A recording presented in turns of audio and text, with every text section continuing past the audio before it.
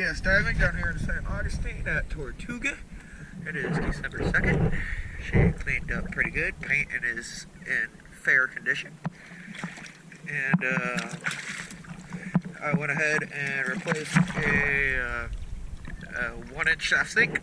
It was looking pretty rough. The keel and the rudder are sitting in the sand. We're here at low tide. But let's go take a look and see how it looks.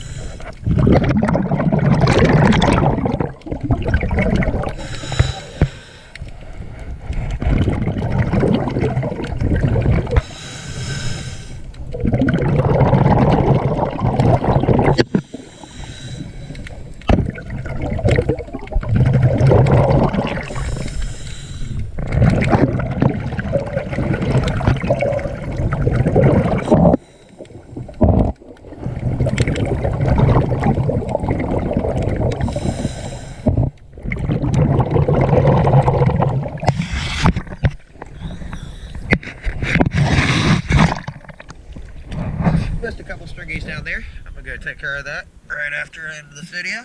But the paint seems pretty good and cleaned up nicely. The Zinc is still fine. Thank you very much. Gas diving.